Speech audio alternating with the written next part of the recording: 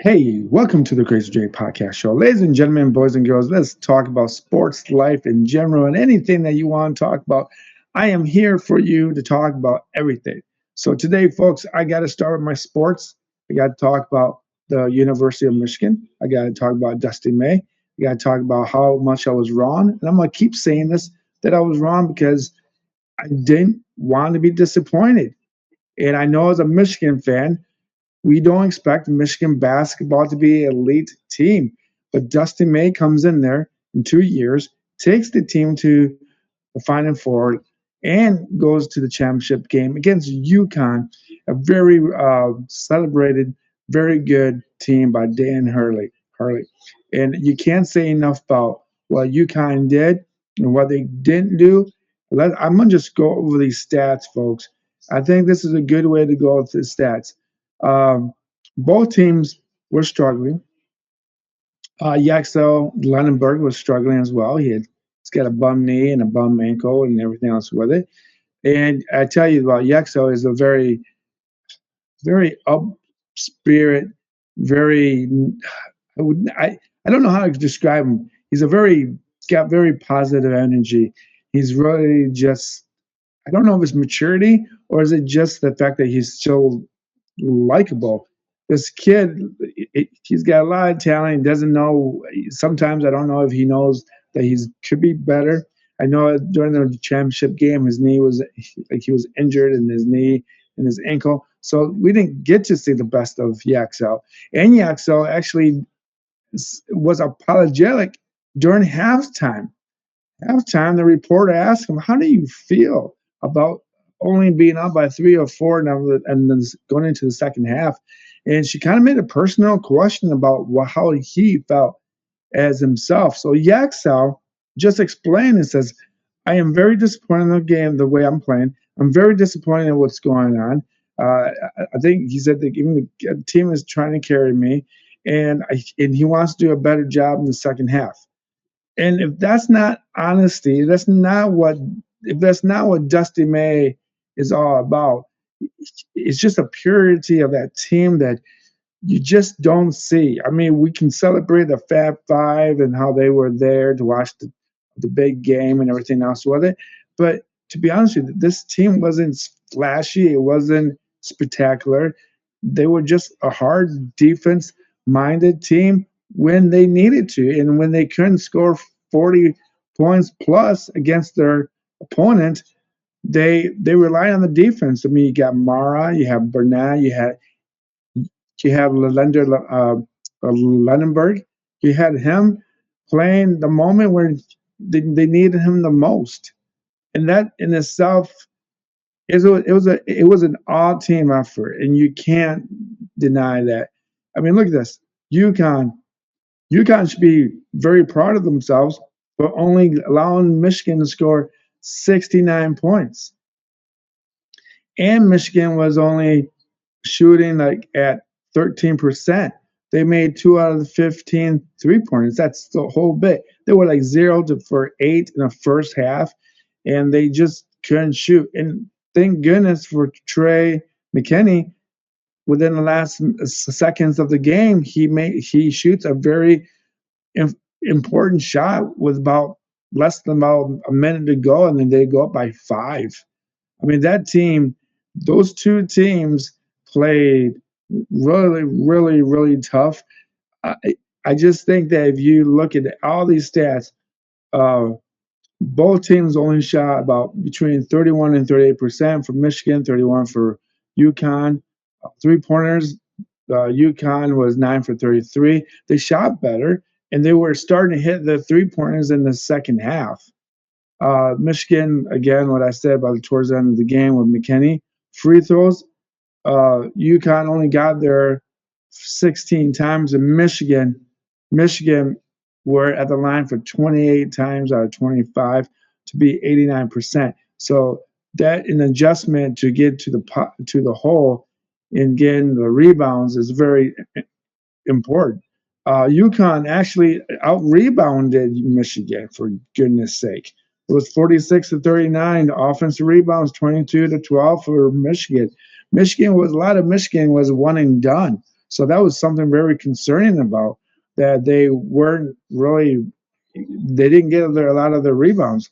They made up the difference for this 27 defense rebounds, and that was influential of the game that they just adjusted to the game. They knew that UConn was going to be aggressive and really uh, uh, UConn was not just going to be aggressive but persistent. They didn't want to go away. They wouldn't. That they're not a team just to fold your cards down and say, "Oh, you must be a really good team," and they were not intimidated by Michigan. They just weren't. Uh, if you look at any other important stats, the points in the paint, Michigan had 36. UConn only had 22. That was a lot of block shots. Michigan had 6 block shots. UConn only had 2. I mean, the game in itself was just awesome. If you look at the box scores, I mean, the guy that I should apologize to the most is Elliot Cadu. LA Cadu should be asking everyone to be apologetic to him, even North Carolina, even anybody that doubted him. Like I said myself, I thought that uh, Cadu was the weakest link in that team with missing a lot of shots, but he made up the difference for this game. He just came out more aggressive going into the paint. He had 19 points, 5 for 11 for field goals. He made it in a very important 3-point shot. 8 for 9 for three throws. He just got UConn in a lot of problems, a lot of fouls.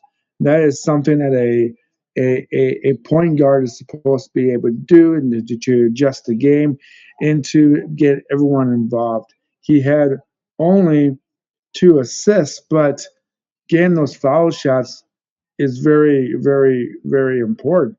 Uh, if you look at Morris Johnson, he scored. I think he scored the first 10 out of the 12 points for Michigan in the beginning of the game. So I mean, props to this kid. And what's funny about this kid is about Johnson is that he has the same look and stare at the camera when they win, and they're asking Dusty May in the interview what's going on. So that's kind of funny. I mean, it was too bad that the season ended, and this is a great, great, great moment. Um, Ade Mara, um, he had 1 block, 4 rebounds, 8 points. Yaxel had 13. Yaxel, you got like this kid. He did all he could do. He knew that he wasn't going to be able to like play at his best, but he did. And I almost feel like he's playing basketball because his mom really wanted him to. Clearly, you guys know that about that story about his mom really wanted him to play basketball. But I think no matter what he does, whatever Yaxel Lenenberg does after playing basketball, I think he'll be the light of the world for people to be around him. I don't really think that he'll have to live or die through basketball. So, but let's go back to Trey McKinney. Trey McKinney, again, I said this before. If it wasn't for that 3-point shot with less than a minute to go, and I think the score was 4 or 5-point lead, and when he hit that 3-point shot, it became a 7-point lead or like a 5-point lead. I don't remember the score, but that was one of the most uh, crucial shots. If they didn't make that shot, I don't know if they would have won that game. So I mean, but I just think they did an excellent job. Uh, everybody, everybody on that team was playing hard. They did everything. A lot of people would say that Michigan won because the referees had a lot of touchy calls in the first half against UConn. And I really think that I really think that uh, I think that I don't know. I don't want to say this, but I'm going to say this. I think that the referees understand that there's certain teams that are not going to be bullied, not going to be over dramatic, and they they lose real well, and they win real well. So when they win, they don't over celebrate. When they lose, they don't over feel sorry for themselves and complain. And that's what Michigan is.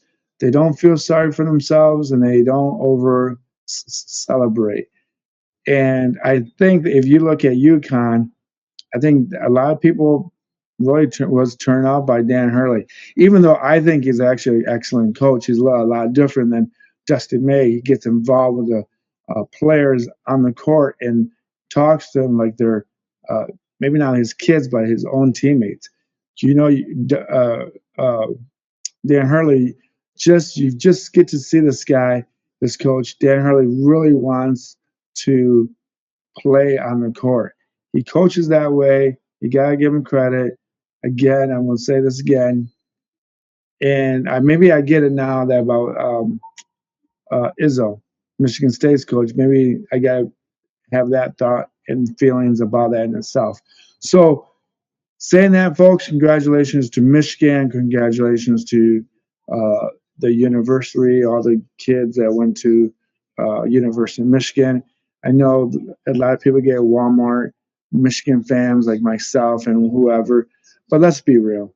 I mean, 40 years ago, you wouldn't go to Michigan unless you were academically in a higher platform or school rate. I mean, education rating. But uh, congratulations to the whole squad. Congratulations to UConn as well. Uh, I want to chit chat about Detroit Tigers and Pistons. Pistons clinch a number one seed. Kate Cunningham is on the way back, so we'll see him in the playoffs. That's crucial. Even though Dennis Jenkins and Sasser and Ron Holland and Jalen Duran and all those guys are participating. Even Reed comes in when he can and does what JB Bickerstaff asked him to do. But you know what? You're going to have your all-star player, Mr. MVP. And unfortunately, with Kate Cunningham, he's not going to be able to participate in the MVP chatter because of Adam Silva. Do you guys agree that that the guys in the NBA have to play at least 65 games? I think I think this is a bad thing and a good thing because now you make players play through the whole season regardless if they're not going to make the playoffs. Said that. Unfortunately, I also agree with the idea that Kate Cunningham and other guys should be able to get some props and winning the MVP if they don't play enough 65 games a year. So it's a lose-lose situation. It's not a win-win situation. I mean, you don't win when players don't play, and you don't win when players do play and they get hurt and then they don't get MVP voting rights, right? That's just the way it works. Uh, Detroit Tigers, as I'm watching them play against Minnesota Twins in Minnesota, I saw Tarek Skubal pitch, and he gave up 4 runs. And you know what? I tell you, Tarek Skubal, you feel bad for the guy because this is the this is a good indication of like, if you guys aren't going to score runs for me or help me out, I mean, I don't know how much I can do for you for me to stay. In Detroit, I think the record right now is 4-6. So, and a lot of people say, well, you're putting a lot of pressure on the players, the batters and hitters, and all these guys, right? Batters and hitters, the same guy. But in reality, you got your number one pitcher in the league right now, and you guys aren't swinging at the right pitches. You're not making the right contact, or you're not participating on the defense, and you become lazy. And I know this is a long season for baseball, but I mean, you can't rely on Tarek Skubal to have good games every time. I mean, he's going to give up 4 runs, and you know what? Regardless if it's cold outside, I mean, if he's pitching, you guys need to be hitting a lot better. I don't care if it's your bias. I don't care.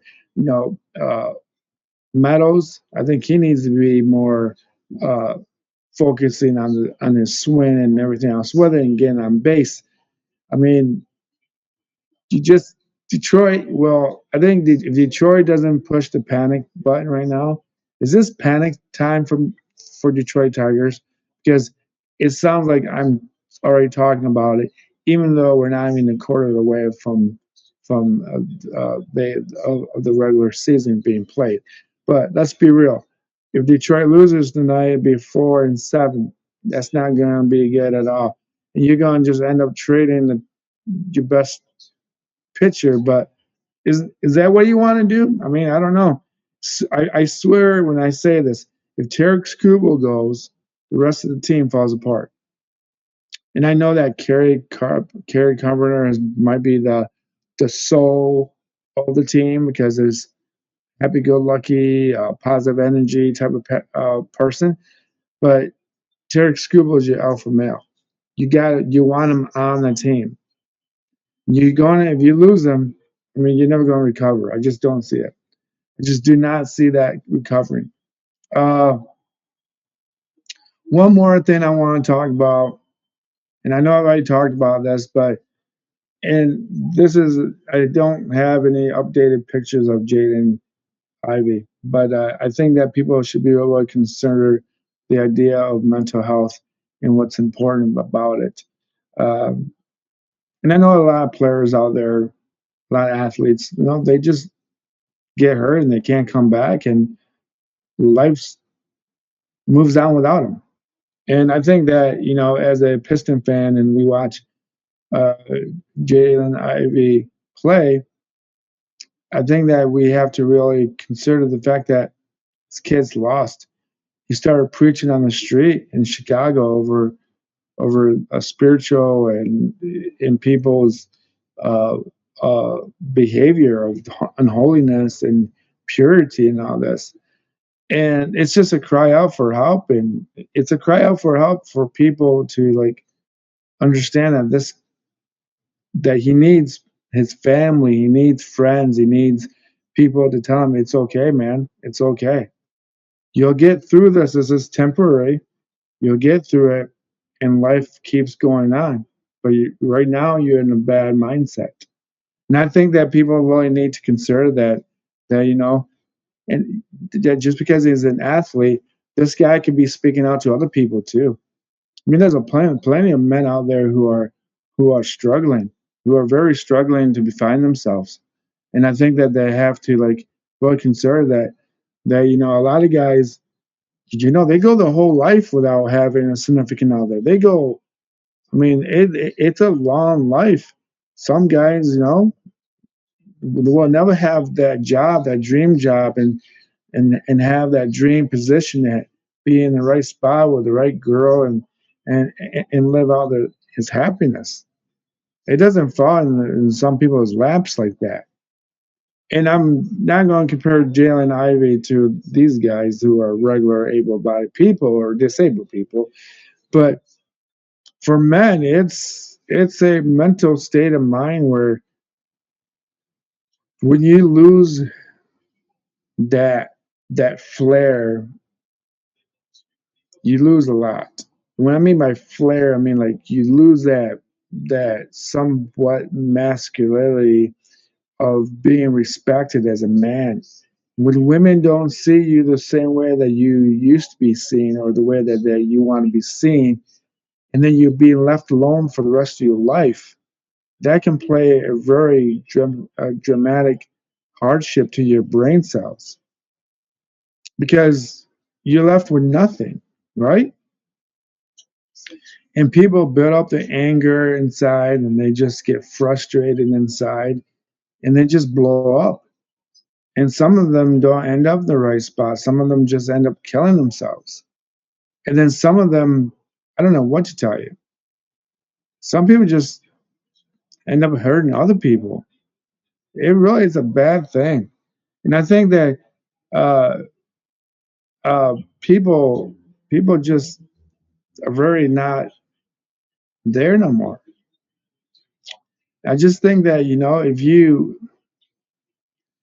if if you don't have that person to right next to you, it can be a long life. It can be really long. It can be really struggling. And I know I keep repeating this over and over again, but I think that you guys and girls out there that go reach out for help. Go talk to somebody. People will listen to you. You just got to keep trying and keep trying. Keep trying in life and keep trying to speak to others about your thoughts and feelings. Some of you will go to church, and some of you go to a spiritual guru, and some of you will just go to somewhere that's comfortable and safe for them. I mean, you got to take the first steps to make yourself better, and you got to remember everything's temporary. And I'm gonna keep talking about Jalen Ivey until he's out of the news and he's doing better. I mean, for him, he was a great athlete, and now he's not nothing. To him, he doesn't feel like he's anything. He just feels like he's just nobody. No one likes to talk to him, and he's reaching out to God or prophet or Messiah to fix his knee. That's kind of why they kind of shifted him over the sea. Chicago Bulls, they kind of got rid of him because he was so angry about his knee that he told the training staff that his knee was cured by Jesus, and then they put him on the IR for the rest of his life. It really happened. It really did. So if you having problems out there, go talk to somebody. I mean, just go talk to somebody. Tiger Woods has the same problem. He doesn't have anyone to talk to. He just doesn't have anyone to talk to.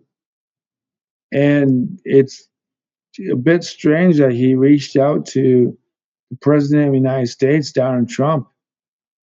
And even though he's dating Donald Trump's niece or grandniece or something, I don't even know who she is to him.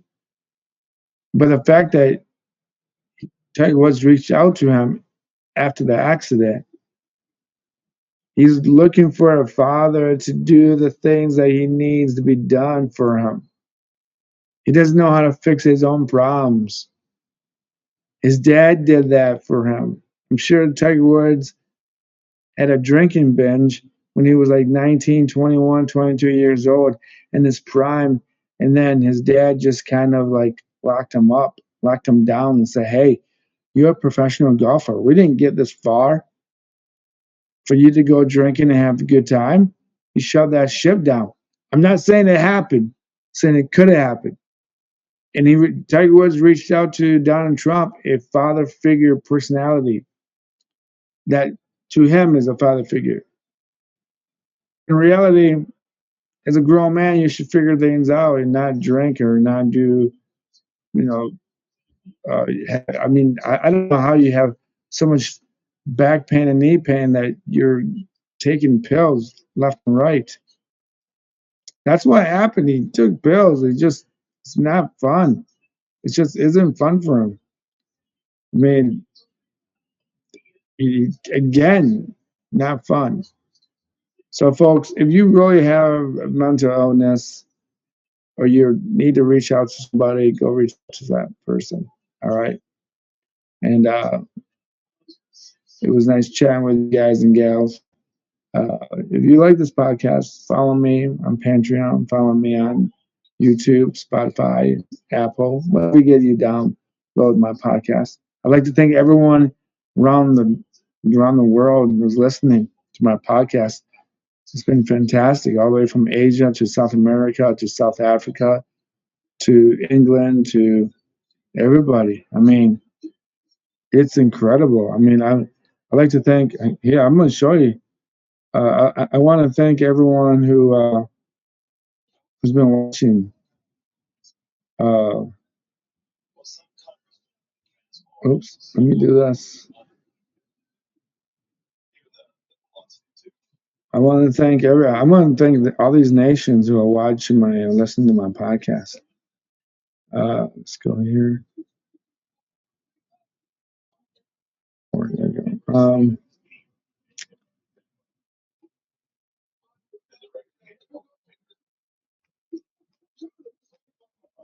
want to thank everyone that's been listening to my podcast, from Vietnam to Argentina to Pakistan to United States of America to Iraq to Indonesia, Ecuador, Mexico.